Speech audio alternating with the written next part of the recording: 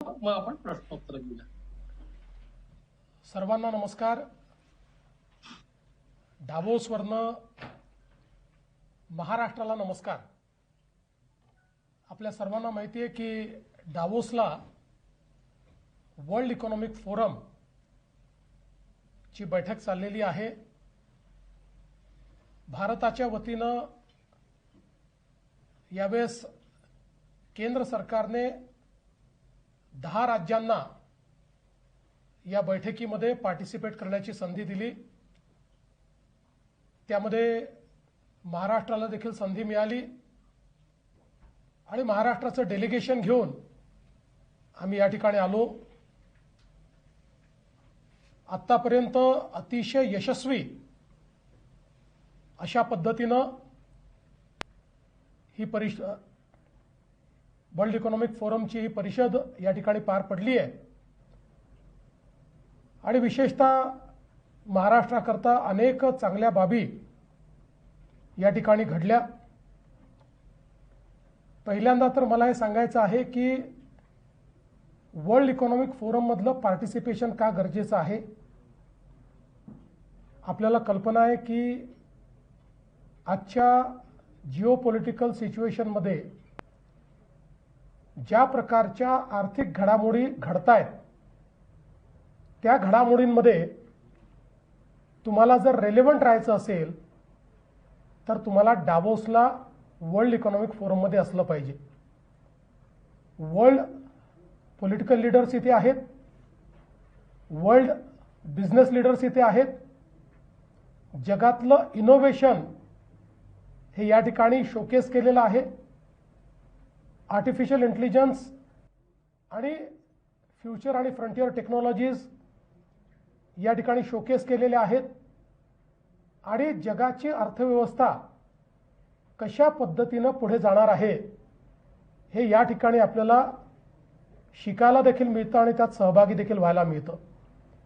आणि म्हणूनच देशाचं ग्रोथ इंजिन असलेलं महाराष्ट्र हे वर्ल्ड इकॉनॉमिक फोरमचा भाग असलंच पाहिजे आणि ती संधी दिल्याबद्दल मी भारताचे प्रधानमंत्री माननीय नरेंद्र मोदीजींचे आभार मानतो. या ठिकाणी 2 गोष्टी असतात.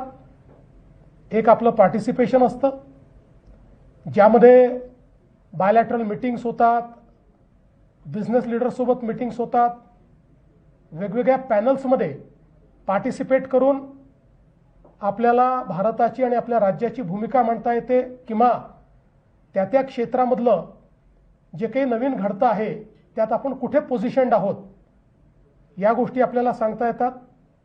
आणि दुसरं अर्थातच अनेक गुंतवणुकीचे करार देखील या ठिकाणी होतात आणि गुंतवणुकीसोबतच काही स्ट्रॅटेजिक पार्टनरशिपचे करार देखील आपण या ठिकाणी करतो की ज्याच्यामुळे पुढच्या काळामध्ये गुंतवणुकीची इकोसिस्टीम तयार करण्याकरता आपल्याला त्याचा फायदा मिळत असतो.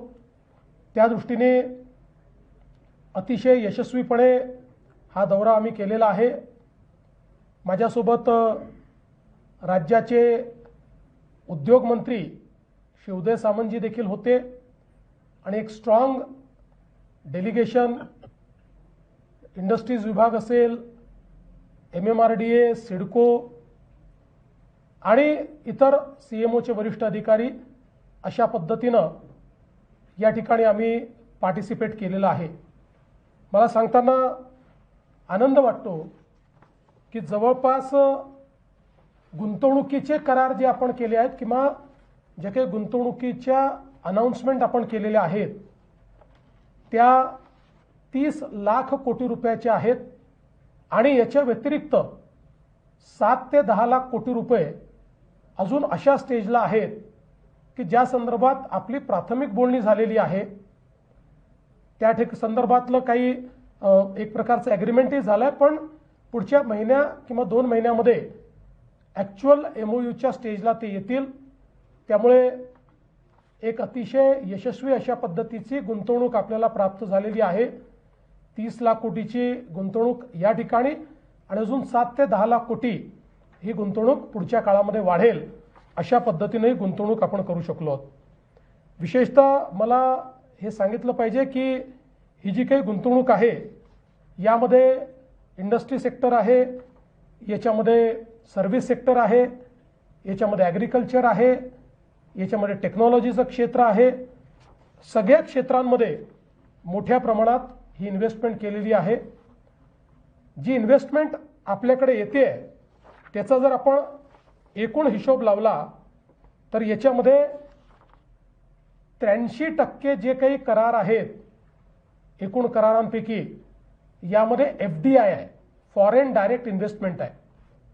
एकतर ही फॉरेन डायरेक्ट इन्व्हेस्टमेंट या फॉरेन कंपनीजनी इंडियन सबसिडियरीज तयार करून त्याच्या माध्यमातून केलेली आहे, किंवा त्या ठिकाणी ज्या काही फॉरेन फंड्स आहेत त्यांनी केलेली इन्व्हेस्टमेंट आहे.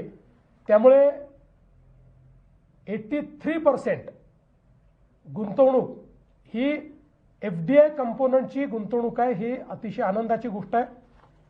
16% गुंतवणूक अशी आहे की ज्याच्यामध्ये ज्या काही फायनान्शियल इन्स्टिट्यूशन्स आहेत किंवा टेक्निकल जे काही त्याच्यामध्ये पार्टनरशिप्स आहेत या मोठ्या प्रमाणात फॉरेन एंटिटीज सोबत आहेत. त्यामुळे आपण जर बघितलं तर या गुंतवणुकीमध्ये FDI कमी आहे, पण त्या गुंतवणुकीमध्ये फॉरेन टेक्नॉलॉजी आहे. आणि विशेषतः यातल्या गुंतवणुकी इम्पोर्ट सबस्टिट्यूट म्हणून या ठिकाणी येत आहेत.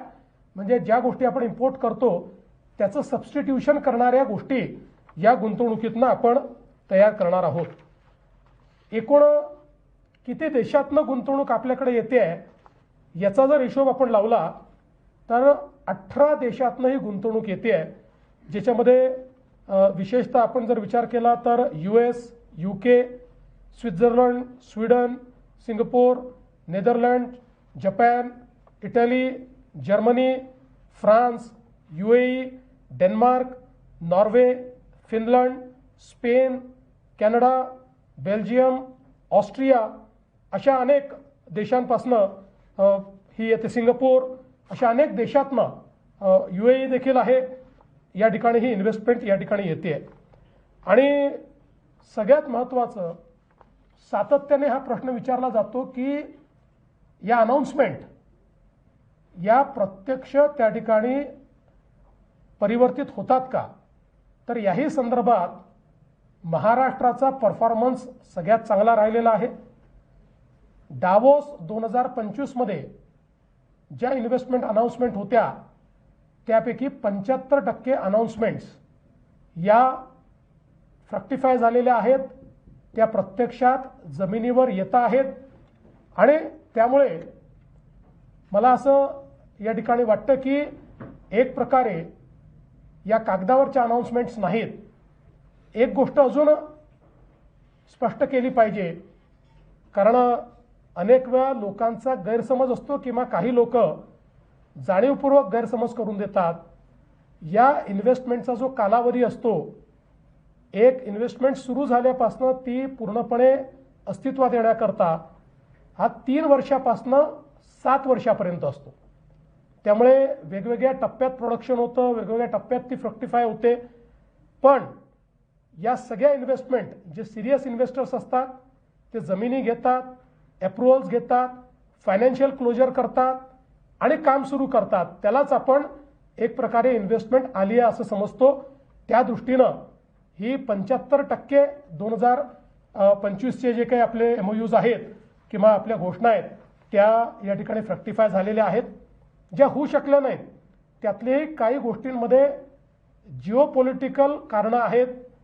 काही देशांशी आपले जे काही संबंध आहेत ते मध्ये तणावाचे होते. अशा काही गोष्टी आहेत की ज्यामुळे त्या येऊ शकलेल्या नाहीत.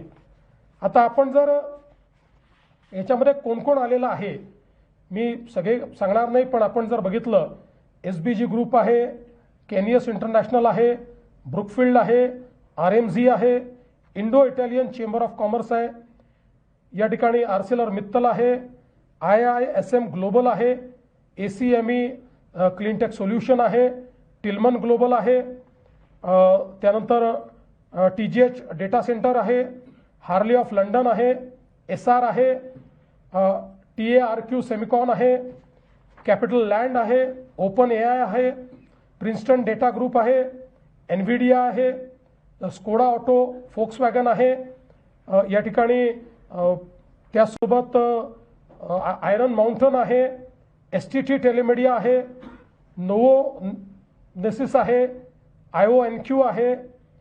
आपले जे ग्लोबल ब्रँड्स आहेत, 165 देशांमध्ये काम करणारा टाटा हा ग्रुप आहे, अडानी ग्रुप आहे, रिलायन्स ग्रुप आहे, JABL आहे, विसॉन आहे, घोस्ट वर्क्स आहेत, त्यानंतर या ठिकाणी कोकोकोला आहे, बॉश या ठिकाणी आहे, यासोबत M2M फेरीज आहे. त्यामुळे अशी अनेक नावं आहेत की जे आपल्याला सांगता येतील. अतिशय मोठ्या इंटरनॅशनल कंपनीज की ज्यांचं नाव हे जगामध्ये आहे आणि त्यांची इन्व्हेस्टमेंट ही मानाची मानली जाते, अशा कंपनीजच्या माध्यमातून या ठिकाणी ही जी काही इन्व्हेस्टमेंट आहे ती आलेली आहे. यासोबत कुठल्या क्षेत्रामध्ये इन्व्हेस्टमेंट आहे तेही महत्त्वाचं आहे. म्हणजे जे आपले रेग्युलर क्षेत्र आहेत त्याच्या व्यतिरिक्त काही महत्त्वाच्या क्षेत्रात इन्व्हेस्टमेंट येते आहे, ज्यामध्ये quantum computing, AI data centre, AI technology, electronics, fab, semiconductors, GCCs. आपल्याला माहिती आहे नवीन वेव आता GCCची आहे, सगळ्यात जास्त एम्प्लॉयमेंट त्यात आहेत. GCCs, healthcare, food processing, renewable energy, green steel, EV, urban transformation and automotive, ship building, sustainability, education, fintech, logistic, textile आणि डिजिटल इन्फ्रास्ट्रक्चर यामध्ये मोठ्या प्रमाणात ही गुंतवणूक जी आहे ही आलेली आहे. विशेषतः नवीन शहरं काही आपण तयार करतोय हे देखील अत्यंत महत्त्वाचं आहे. आता इन्व्हेस्टमेंट आली कुठे, तर मला सांगताना आनंद वाटतो की महाराष्ट्रातल्या वेगवेगळ्या भागात आलेली इन्व्हेस्टमेंट आहे. काही नवीन क्षेत्र देखील इन्व्हेस्टमेंट करता खुले झालेले आहेत. आपण जर विचार केला तर कोकणचं क्षेत्र असेल किंवा MMRचं क्षेत्र असेल, याच्यामध्ये अर्थातच कोकणात 16%, MMRला 22%, विदर्भामध्ये 13% ही गुंतवणूक आली आहे. 50% गुंतवणूक ही महाराष्ट्राच्या इतर भागांमध्ये देखील त्या ठिकाणी आलेली आपल्याला पाहायला मिळते. विशेषतः मला सांगताना आनंद वाटतो की यावेळी उत्तर महाराष्ट्रामध्ये नाशिक, जळगाव, अहिल्यानगर, नंदुरबार आणि धुळे या सगळ्या भागांमध्ये त्या ठिकाणी ही इन्व्हेस्टमेंट आलेली आहे. जवळपास 50,000 कोटी रुपयाची इन्व्हेस्टमेंट तिथे आली आहे. विशेषतः आपलं जे आता मराठवाड्याचं नवीन मॅग्नेट तयार झालेलं आहे ते आहे छत्रपती संभाजीनगर. याही ठिकाणी जवळपास 55,000 कोटी रुपयाची गुंतवणूक आलेली आहे. आपण जर बघितलं तर नागपूर विभाग जो आहे आणि उरलेला विदर्भ आहे त्याच्यामध्ये 2,70,000 कोटी रुपयाची इन्व्हेस्टमेंट आहे. कोकणाचा जर आपण विचार केला तर 3,50,000 कोटीची गुंतवणूक आहे. पण त्यातही महत्त्वाचं आहे की रायगड हे तर नवीन मॅग्नेट आपलं आहेच, पण त्याच्या व्यतिरिक्त आता सिंधुदुर्ग जिल्ह्यामध्ये देखील चांगल्या प्रकारची गुंतवणूक आली आणि रत्नागिरीमध्ये देखील चांगल्या प्रकारची गुंतवणूक आली आहे. आणि अर्थातच पुणे आणि पुणे विभाग हा तर गुंतवणुकीचं मॅग्नेटच आहे, त्यामुळे तिथेही चांगल्या पद्धतीनं ही गुंतवणूक आलेली आपल्याला पाहायला मिळते. अनेक स्ट्रॅटेजिक बैठका या निमित्ताने मी केलेल्या आहेत. मी सगळी नावं सांगणार नाही, पण विशेषतः वर्ल्ड बँकेचे जे प्रेसिडेंट आहेत मिस्टर अजय बांगा यांच्यासोबत एक खूप चांगली बैठक झाली. आणि विशेषतः आपल्याकडे जी काही अर्बन इन्फ्रास्ट्रक्चर आहे ज्याच्यामध्ये वॉटर इश्यूज आणि ज्याला आपण म्हणतो वॉटर ट्रीटमेंट इश्यूज याच्यावर खूप चांगली चर्चा झाली आणि त्यांनी समोर येऊन त्याच्याकरता फंडिंगच्या संदर्भातले ऑप्शन्स जे आहेत ते आम्ही खुले केले आहेत असं या ठिकाणी सांगितलेलं आहे. मला काही खूप चांगल्या राऊंड टेबल्समध्ये देखील पार्टिसिपेट करायला मिळालं, ज्याच्यामध्ये फ्रंटियर डिजिटल गव्हर्नन्स हा एक अत्यंत महत्त्वाचा विषय आहे, ज्याच्यामध्ये 9 देशाचे जे आर्टिफिशियल इंटेलिजन्सचं काम बघणारे मंत्री आहेत ते, आणि त्याच्यामध्ये मी एक चीफ मिनिस्टर होतो, बाकी सगळे त्या देशाचे सिनियर मिनिस्टर्स होते, यांच्यासोबत मला पार्टिसिपेट करायला मिळालं. मला इकॉनॉमिक इम्पॅक्टवर आणि AI फॉर इक्विटेबल ग्रोथ याच्यावर देखील पार्टिसिपेट करायला मिळालं. मला सस्टेनेबल एनर्जी सोल्युशन्सवर देखील पार्टिसिपेट करायला मिळालं. ह्युमन अँड सोशल कॅपिटल डेव्हलपमेंटवर देखील त्या ठिकाणी पार्टिसिपेट करता आलं. आणि जवळपास 30 स्ट्रॉंग जे काही CEOs आहेत यांच्यासोबत या निमित्ताने बायलॅटरल बैठका झाल्या. यादी खूप मोठी आहे, पण मी असं म्हणेन की जगातले हुज हू असे जे CEOs आहेत यांच्यासोबत बैठका झाल्या.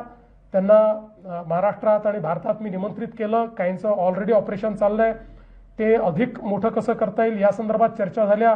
काही टेक्नॉलॉजीच्या चर्चा झाल्या. यासोबत काही खूप चांगल्या स्ट्रॅटेजिक पार्टनरशिप झाल्या. या स्ट्रॅटेजिक पार्टनरशिपचा जर आपण विचार केला तर याच्यामुळे पुढच्या काळामध्ये इन्फ्रास्ट्रक्चर क्रिएशनमध्ये, क्वालिटीमध्ये आणि त्यासोबत एक प्रकारे इकोसिस्टीम तयार करण्यामध्ये आपल्याला खूप मोठा फायदा होणार आहे. यामध्ये जपानच्या JIBC सोबत, JICA सोबत आपण पार्टनरशिप केली आहे. University of California Berkeley, California, त्याच्यानंतर बर्कले यासोबत Semcorp Singapore, technical university of Munich, urban futures collective consortium UK, विशेषतः स्टॅनफोर्ड बायो डिझाईन यांच्यासोबत जे आपण एक स्ट्रॅटेजिक पार्टनरशिप केली याकरता महत्त्वाची आहे की आज आपल्याला माहिती आहे हेल्थ टेक म्हणजे हेल्थ करता जी टेक्नॉलॉजी आहे ही आज सगळ्यात महत्त्वाची झाली आहे. जगामध्ये सगळ्यात मोठं मार्केट त्याचं आहे. आणि विशेषतः स्टॅनफोर्ड बायो डिझाईन ही एक अशी संस्था आहे स्टॅनफोर्ड युनिव्हर्सिटीची की ज्याच्या माध्यमातून जगामध्ये जे युनिकॉर्न्स हेल्थ टेकमधले तयार झाले आहेत त्या सगळ्यांचं इन्क्युबेशन हे त्या ठिकाणी झालेलं आहे. तीच इकोसिस्टीम आपल्याकडे आपण तयार करणार आहोत, ज्यातनं मोठ्या प्रमाणात हेल्थ टेकमध्ये गुंतवणूकदार आणि स्टार्टअप्स आणि युनिकॉर्न्स आपल्याला तयार करता येतील. अशा पद्धतीचं एक खूप चांगली अशी ही एक आपलं कोलॅबरेशन, बाय डिझाईनचं कोलॅबरेशन या ठिकाणी झालेलं आहे. अशा अनेक कोलॅबरेशन्स आपल्याला सांगता येतील जे आपण केले आहेत. यासोबत 2 महत्त्वाचे आपले अजून MOUs झाल्यात. आपल्याला माहिती आहे की मुंबई 3 ही आपण तयार करतो आहोत. या मुंबई 3 मध्ये विशेषतः काल टाटा सन्सच्या माध्यमातून आपण त्यांना 1 वर्षापूर्वी विनंती केली होती की इनोव्हेशन सिटी, कारण आपल्याला माहिती आहे की आपल्याला जर आपली अर्थव्यवस्था दुप्पट वेगाने मोठी करायची असेल तर इनोव्हेशन हाच उपाय आहे. जगात तेच चाललेलं आहे आणि त्याकरता एक इनोव्हेशन इकोसिस्टीम उभी करावी लागते. आणि म्हणून इनोव्हेशन सिटी ही मुंबईजवळ तयार झाली पाहिजे अशा प्रकारची आपली इच्छा होती. त्या संदर्भात 1 वर्षापूर्वी डावोसमध्येच टाटा सन्सचे जे प्रमुख आहेत एन चंद्रशेखरन यांच्याशी चर्चा झाली होती. त्यानंतर त्यांनी एक टीम तयार केली. या टीमने जगातले जे काही बेस्ट इनोव्हेशन सिटीज आहेत किंवा इकोसिस्टीम्स आहेत, AI इकोसिस्टीम्स आहेत, याचा अभ्यास करून गेल्या वर्षभरामध्ये आपण तयारी करून एक ही सगळी सिटी त्या ठिकाणी त्याची कॉन्सेप्ट तयार केली. त्याची जागा आपण एअरपोर्टपासून एक 20 ते 25 मिनिटावर जागा आयडेंटिफाय केली आणि काल जगातल्या 450 प्रमुख लोकांसमोर याची अनाउन्समेंट आपण केलेली आहे. आणि ही अनाउन्समेंट करताना सगळ्यात महत्त्वाचं आहे की याची जी इकोसिस्टीम आहे त्या इकोसिस्टीम करता आणि विशेषतः डेटा सेंटर्स करता टाटा सनने स्वतः त्या ठिकाणी $11 बिलियन AI डेटा सेंटर्स करता गुंतवणुकीकरता घोषित केलेले आहेत. एक प्रकारे जे काही आपलं फ्युचर आहे त्या फ्युचरचं शहर म्हणून ही इनोव्हेशन सिटी असणार आहे. आणि याचा फायदा असा आहे की ही झाल्यानंतर ज्या सगळ्या Tier 2 सिटीज आहेत त्या ठिकाणी इनोव्हेशनचं कल्चर तयार करण्याकरता आणि ती इकोसिस्टीम तयार करण्याकरता हे एक प्रकारे हब असेल आणि त्यातनं वेगवेगळ्या ठिकाणी आपल्याला तयार करता येतील. त्यामुळे मला असं वाटतं की यामुळे आपण निश्चितपणे इतर राज्यांपेक्षा किंवा कुठल्याही याच्यापेक्षा थोडं एक पाऊल पुढे जाऊ आणि खूप मोठ्या प्रमाणात हायपेड जॉब्स देखील या ठिकाणी तयार करता येतील. आपल्याला कल्पना आहे की ही जी काही आपण नवीन तिसरी मुंबई तयार करतोय, याच्यामध्ये काही स्कीमॅटिक सिटीज देखील आपण तयार करतो आहोत. याच्यामध्ये एक अत्यंत महत्त्वाचं रायगड पेण ग्रोथ सेंटर हे आपण घोषित केलेलं आहे. रायगड पेण ग्रोथ सेंटर देखील एक असं कॉन्सेप्ट आहे की जे पब्लिक प्रायव्हेट पार्टनरशिप आहे. MMRDA या कंपनीमध्ये आहे. ही जी कंपनी आपण तयार केलेली आहे, प्रायव्हेट सेक्टरचे लोक आहेत, त्यांची जमीन आहे, आपण प्लॅनिंग करतो आहोत. आणि ही आपण अनाऊन्स केल्यानंतर मला आनंद आहे की एक प्रकारे जसं आपण BKC एक बिझनेस डिस्ट्रिक्ट म्हणून तयार केला, तशा प्रकारचा बिझनेस डिस्ट्रिक्ट म्हणून रायगड पेण ही आपली स्मार्ट सिटी असणार आहे. ही पण आपण जर बघितलं तर आपल्या नवी मुंबई एअरपोर्टपासनं एक 20 ते 25 मिनिटात आपल्याला त्या ठिकाणी जाता येईल अशी कनेक्टिव्हिटी आपण तयार करतो आहोत. आणि सगळी जी काही नवीन प्रकारच्या टेक्नॉलॉजीज आहेत आणि बिझनेसेस आहेत, फिनटेक आहे, GCC आहेत, या सगळ्या करता तिथे एक अत्यंत आधुनिक अशा प्रकारची इकोसिस्टीम आपण तयार करतो आहोत. आणि मला सांगताना आनंद वाटतो की काल आपण अनाऊन्स केल्यानंतर त्याच्यामध्ये खूप महत्त्वाचे काही इन्व्हेस्टमेंट्स आलेले आहेत. जवळपास 1 लाख कोटीच्या इन्व्हेस्टमेंट आले आहेत, ज्याच्यामध्ये स्वित्झर्लंड आहे, कोरिया आहे, USA आहे, त्यासोबत आपण जर बघितलं तर दुबई आहे, त्यानंतर फिनलंड आहे. अशा वेगवेगळ्या देशातल्या जवळपास 10 कंपन्यांनी त्याच्यामध्ये इन्व्हेस्टमेंट घोषित केलेली आहे. आणि त्यामुळे ही सिटी देखील पिकअप होईल. त्यामुळे एक प्रकारे आपल्या अर्थव्यवस्थेला नवीन पद्धतीनं चालना देण्याकरता आणि मुंबईला फिनटेक कॅपिटल बनवण्याकरता एक अत्यंत महत्त्वाच्या अशा प्रकारची ही शहरांची अनाउन्समेंट आहे. त्यामुळे MMRD असेल किंवा सिडको असेल, या दोघांच्या माध्यमातून देखील अशा पद्धतीचे अनेक स्ट्रॅटेजिक MOUs आपण केले. एक अजून महत्त्वाची घोषणा काल या ठिकाणी केलेली आहे, ती म्हणजे मुंबईमध्ये सर्क्युलर इकॉनॉमी तयार करण्याची. मुंबईची एअर क्वालिटी चांगली झाली पाहिजे, मुंबईची वॉटर क्वालिटी चांगली झाली पाहिजे आणि सर्व प्रकारच्या ज्या वेस्ट आहेत या वेस्ट ट्रीट होऊन त्या वेल्थमध्ये कन्वर्ट झाल्या पाहिजेत. या दृष्टीनं एक ओव्हरआर्चिंग सर्क्युलर इकॉनॉमीचा प्लॅन हा काल आम्ही टाटा सन्ससोबत घोषित केलेला आहे. हा जो प्लॅन आहे हा स्पिअरहेड महानगरपालिका करेल, पण याच्यामध्ये मोठ्या प्रमाणात खाजगी क्षेत्रातनं देखील गुंतवणूक येईल आणि वेगवेगळ्या लोकांना या ठिकाणी एका थीम खाली काम करावं लागेल. आणि त्यामुळे पुढच्या काही वर्षांमध्ये आपण मुंबईला एक सर्क्युलर इकॉनॉमीचं शहर म्हणून त्या ठिकाणी पोर्ट्रे करू शकू. आणि हेच टेम्पलेट आपण सगळ्या मोठ्या शहरांमध्ये, पुण्यामध्ये, नागपूरमध्ये, सगळ्या मोठ्या शहरांमध्ये आपण नेऊ शकू. अशा पद्धतीनं ही गुंतवणूक आपण या ठिकाणी केलेली आहे. एकूणच अतिशय चांगल्या पद्धतीनं आपलं पार्टिसिपेशन राहिलेलं आहे. मला सांगताना आनंद वाटतो की विशेषतः इथे महाराष्ट्राच्या बद्दल लोकांमध्ये खूप चांगली चर्चा देखील या ठिकाणी झालेली आहे. आणि अजूनही काही आता आमचे मीटिंग्स बाकी आहेत, त्या मीटिंग्स आम्ही करू आणि मग त्याच्यानंतर आम्ही मुंबईला परत येऊ. पण मला असं वाटतं की एकूणच अतिशय यशस्वी अशा पद्धतीनं हा दौरा आम्ही पूर्ण केला आहे. माझं लांबलेलं निवेदन मी संपवतो आणि मग कोणाचे काही प्रश्न असतील तर त्याची उत्तरं देतो. सौरभ शर्मा, महाराष्ट्र टाइम्स. सौरभ. दीपक भातुसे, लोकमत.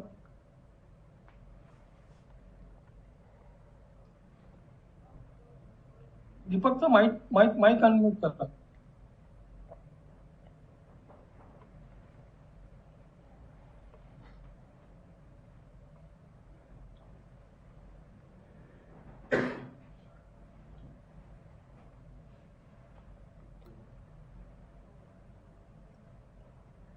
मला दीपकचा आवाज येत नाही आहे. केतन, तुम्हाला येत असेल तर तुम्ही मला त्यांचा प्रश्न काय सांगा. दीपकचा मलाही आवाज येत नाही.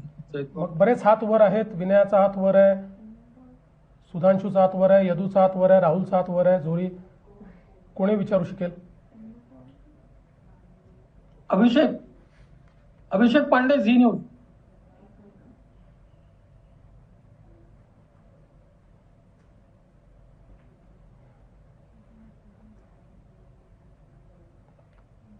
जरा आपल्या टेक्निकल टीमने बघावं काय प्रॉब्लेम आहे.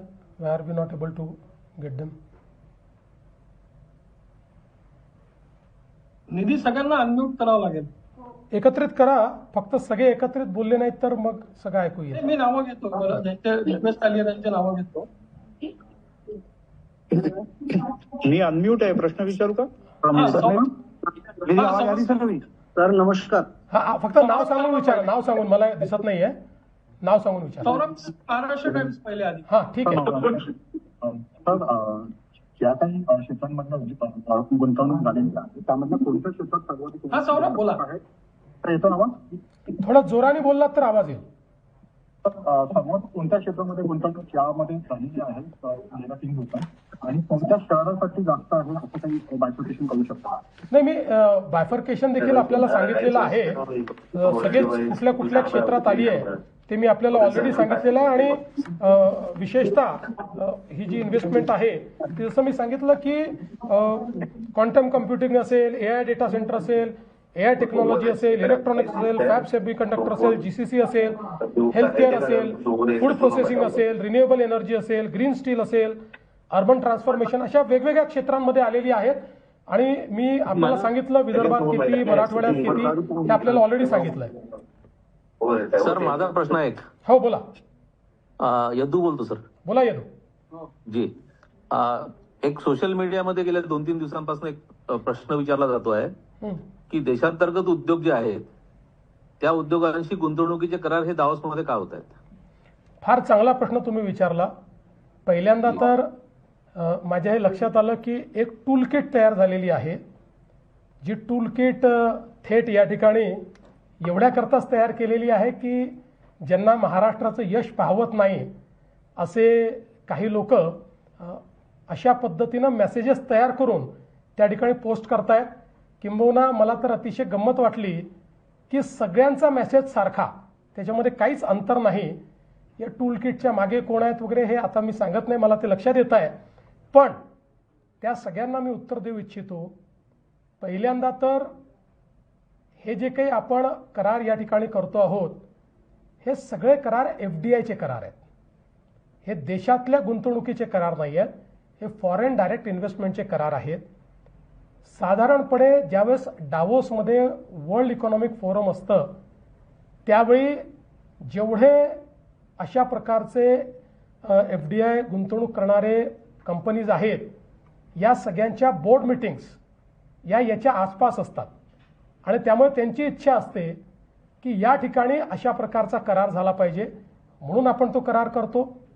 दुसरं एक प्रश्न असा देखील आपण विचारू शकतो की आपण वेगवेगळे राज्य इन्व्हेस्टमेंट समिट घेतात, मग त्या समिट घेण्याची गरज काय आहे? सगळ्यांना आपल्या ऑफिसमध्ये बोलवूनही आपल्याला करार करता येतो. पण डावोस अशी जागा आहे की या ठिकाणी जेव्हा करार होतो त्याचा बस हा केवळ महाराष्ट्रापुरतं राहत नाही, तर तो संपूर्ण जगामध्ये जातो, देशामध्ये जातो आणि त्यांनी महाराष्ट्राला एक पोझिशनिंग मिळते. आता तुम्ही विचारायच्या आधीच सांगतो, मुद्दामून सांगतो की जसं एक टूल किट चालली की मंगल प्रभात लोढांच्या सुपुत्रांनी डावोसला येऊन करार का केला. आता खरं म्हणजे अभिषेक लोढा हे अतिशय मला असं वाटतं देशातले प्रतितयश उद्योगपती आहेत. ते केवळ मंगल प्रभात लोढांचे सुपुत्र नाही आहेत. पण जो त्यांनी करार केलेला आहे या करारामुळे महाराष्ट्राला काय फायदा होणार आहे हे काही त्या ठिकाणी लोढांची इस्टेट तर तयार करत नाही आहेत, लँड त्यांची आहे, व्यवस्था ते करतायत.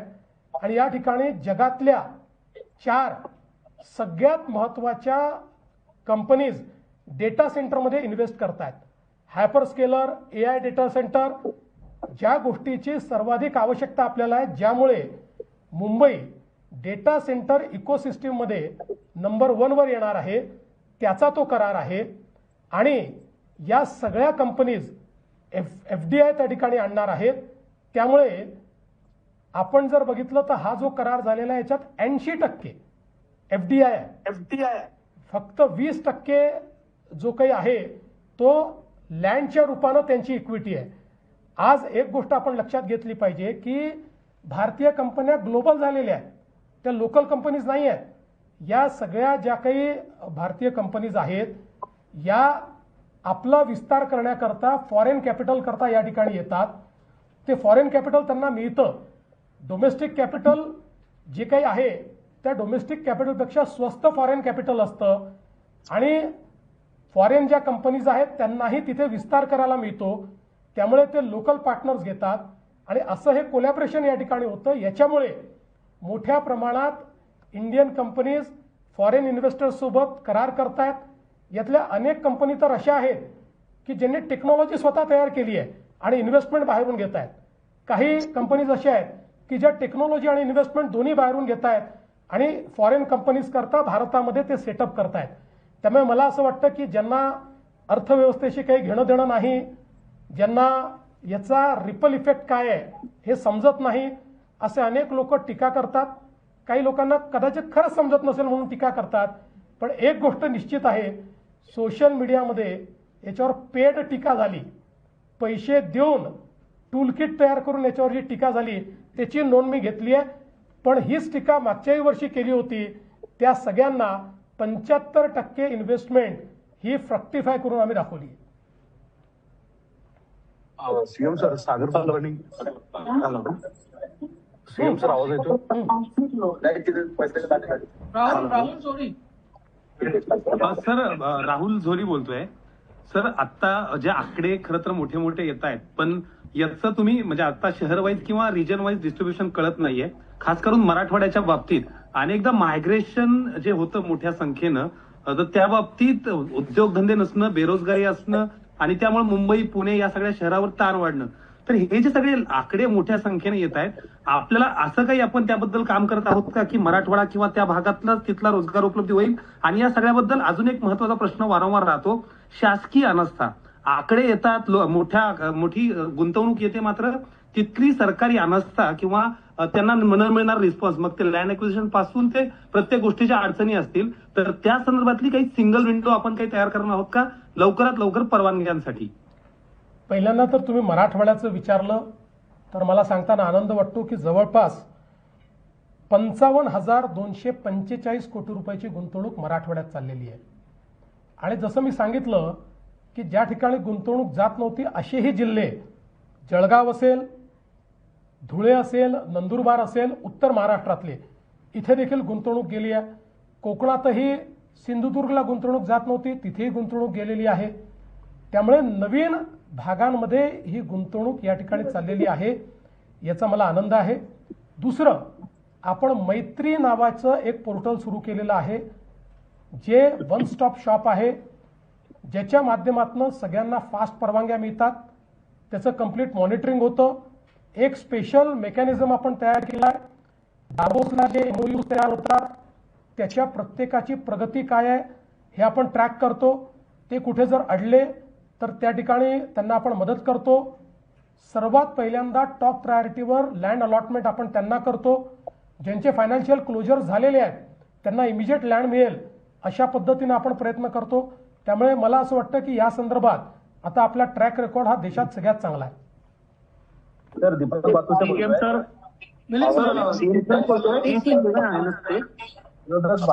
सर अशोक बोला. चेतन बोलतोय. हा, मिलिंद मागवत NDTV. हा मिलिंद. अभिषेक पांडे, आवाज आ रही? मिलिंद बोला. हॅलो, अभिषेक पांडे, आवाज आ भागवत बोलतोय NDTV मराठीतनं. माझा प्रश्न असा आहे की खूप मोठे प्रकल्प येत आहेत, मोठ्या प्रमाणात गुंतवणूक येते, ही खूप आनंदाची. अभिषेक पांडे, आवाज आ रही आपको? मिलिंद तुम्ही म्यूट झालात पुन्हा. मिलिंद जी आवाज अभिषेक जी 2 मिनट आप रुकिए, मैं मिलिंद से पहले लेता हूँ. म्यूट झालं होतं. तर मोठे प्रकल्प येत आहेत, गुंतवणुकीचं प्रमाण मोठ्या प्रमाणात वाढतंय, यासाठी तुमचं अभिनंदन. पण होतं असं की करार ग्राउंडवर उतरणं आणि प्रत्यक्षात एखादा उद्योग त्या ठिकाणी सुरू होणं, याच्यात प्रॅक्टिकल अडचणी अनेकदा येतात आणि असं होतं की त्या कंपन्या सुरूच होत नाहीत. याला आपण वेळेची काही मर्यादा ठरवतोय का, जेणेकरून नोकऱ्या लवकरात लवकर अधिकाधिक तरुणांना मिळणं आणि अर्थव्यवस्थेला चालना मिळणं, या दोन्ही अनुषंगाने याचा उपयोग होईल? नाही, निश्चितपणे पहिल्यांदा तर आपण समजून घेतलं पाहिजे की एक करार केल्यानंतर प्रत्यक्ष उद्योग सुरू होणे याकरता त्याच्या साईज प्रमाणे 3 वर्ष ते 7 वर्ष कालावधी असतो. साईज प्रमाणे, गुंतवणुकीच्या साईज प्रमाणे. काही अतिशय फास्ट होतात. जसं मागच्या वेळेस आम्हाला लक्षात आलं काहींनी 1.5 वर्षात देखील सुरू करू शकले, कारण तशा पद्धतीनं त्यांचे उद्योग होते. त्यामुळे याचं आपण ट्रॅकिंग करतो. बघा याच्यामधलं सिरियसनेस कुठे असतो, जे लोक पैसे देऊन जमिनी विकत घेतात, जे फायनान्शियल क्लोजर करतात आणि जे एन्व्हायरमेंट क्लिअरन्स घेतात, अशा प्रकल्पांना आपण सिरियस प्रकल्प मानतो आणि त्याचं ट्रॅकिंग करून त्यांना आपण मदत करतो. आणि आपण जर बघितलं तर आज आपल्यासमोर उदाहरण छत्रपती संभाजीनगरचं आहे की ज्या ठिकाणी आपण DMIC तयार केली, आज एकही प्लॉट तिथे शिल्लक नाही. नवीन आपल्याला त्या ठिकाणी आता जमीन एक्वायर करावी लागते आहे. हे मला असं वाटतं यातलं एक खूप मोठं उदाहरण आहे. सर दीपक शिशिर पांडे बोल रहा हूँ. सवाल ये था. Deepak Bhatuse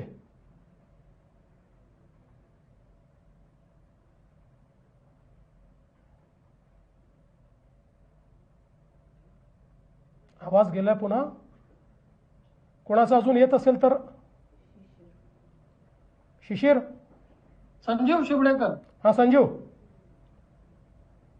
शिवडेकर.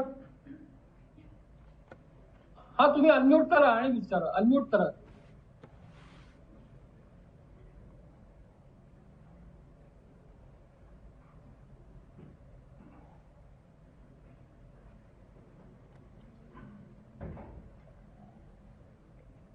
Kitanji, everybody is unmuted.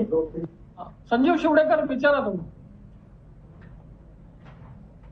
नाही आवाज नाही येत आहे.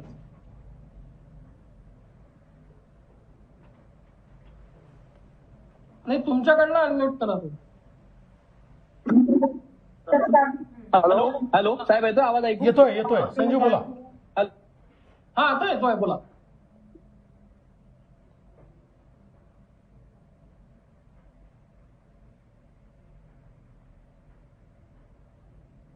संजीव परत अनम्यूट झाला तुमचा.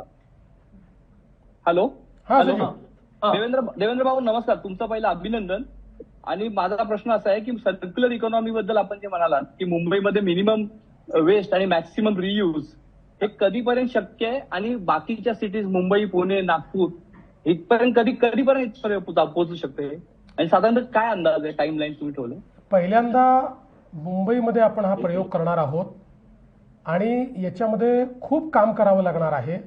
हे काही वर्षभरात होईल अशी परिस्थिती नाही, पण आपण पुढच्या 2 ते 3 वर्षामध्ये याचा इफेक्ट दाखवू शकतो. सीएम सरांचा आवाज नाही येते. हो, सीएम सरांचा आवाज नाही येते. सीएम साहब का अनम्यूट कराइए. अनम्यूट नहीं है. हाँ जी. तर याच्यामध्ये सर्क्युलर इकॉनॉमी पहिल्यांदा मुंबई करता आपण करतो, नंतर ती इतर ठिकाणी करता येईल. हा आपल्याला माहिती आहे की अतिशय कॉम्प्लेक्स विषय आहे.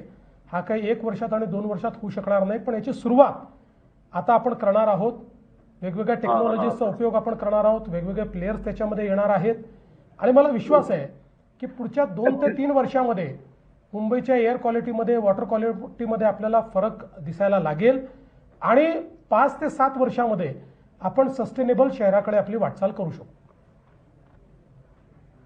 सर, मैं टेम्पो के लिए नागपुर से शिशिर आर्य. हाँ शिशिर. हेलो. हाँ शिशिर. हेलो. सर ये पूछना था सर, विदर्भा में थोड़ा ब्रेकअप मिल सकता है, कौन से सेक्टर आ रहे हैं, और लास्ट डेवोस से इस बार थोड़ा कम है क्या कंट्रीब्यूशन, मतलब शेयर विदर्भा का? नहीं, बिल्कुल अच्छा शेयर है विदर्भ का, कोई आप चिंता मत करिए. 2,70,000 करोड़ की इन्वेस्टमेंट्स आ रहे हैं और जगह और क्षेत्र मैं आपको जल्दी ही दे दूंगा. सर एक सवाल मुंबई से जुड़ा हुआ है सीएम सर. वैभव सर एक सवाल मुंबई से जुड़ा हुआ है. आपने एक यदु जी के उस पर जवाब दिया. अरे बोलिए. कैसे सर बोलूँ का माझा आवाज येतो? अभी इनको बोलने दीजिए. करेगी क्या जी? जो सरकार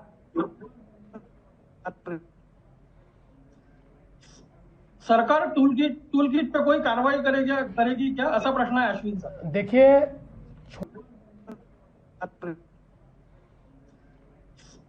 सरकार टूल किट पे कोई कार्रवाई करेगी क्या, असा प्रश्न आहे अश्विनचा. देखिए, छोटे मन के और छोटे दिमाग के जो लोग होते हैं उनको हम इग्नोर करते हैं. इसलिए उनको हमने एक्सपोज कर दिया है, पिछले समय भी किया है, इस समय भी हम एक्सपोज करेंगे। और विशेष रूप से 2020 में 21 में यहाँ आकर जिन लोगों ने एमओयूज किए वो भी आज जब बोलते हैं या उनके भी जब लोग बोलते हैं तो मुझे बड़ी हंसी आती है। और कुल मिलाकर वो 70-80 हजार करोड़ के एमओयूज यहाँ पर कर गए और हम 30 लाख करोड़ के एमओयूज जब करते हैं तो जलन तो होना स्वाभाविक है। प्रीति सोमपुरा प्रीति सोमपुरा सर, मेरा सवाल ये है कि इनोवेशन सिटी का जो टाटा ग्रुप के साथ जो कॉन्ट्रैक्ट किया है तो कोई उसमें टाइम लिमिट भी दिया है? क्योंकि हम अक्सर देखते हैं कि एमओयू साइन हो जाता है लेकिन उसके बाद इम्प्लीमेंट होने में बहुत टाइम लग जाता है। देखिए, पहली बात तो ये कोई कॉन्ट्रैक्ट नहीं है, टाटा के साथ हम को क्रिएट कर रहे हैं और इसमें केवल टाटा नहीं रहेंगे। तो ये जो पूरी इनोवेशन सिटी है इसमें देश के और दुनिया के जो बड़ी बड़ी कंपनीज है उनके इनोवेशन सेंटर्स यहाँ पर आएंगे और मुझे ऐसा लगता है कि पहले हमें वहाँ पर इंफ्रास्ट्रक्चर तैयार करना पड़ेगा, जिसकी शुरुआत हम अभी करेंगे। हमने जगह आइडेंटिफाई की है और साथ साथ जिन लोगों ने इंटरेस्ट दिखाया है उनको भी हम लोग जगह अलॉट करना शुरू करेंगे और उसके माध्यम से ये इनोवेशन सिटी तैयार होगी।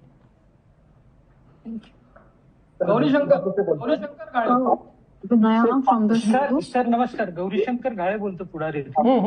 काल उद्योग मंत्र्यांनी दावोस मधून असा संवाद साधला, त्यात त्यांनी 37 लाख कोटीच्या औद्योगिक करारांचा एक विषय केला होता.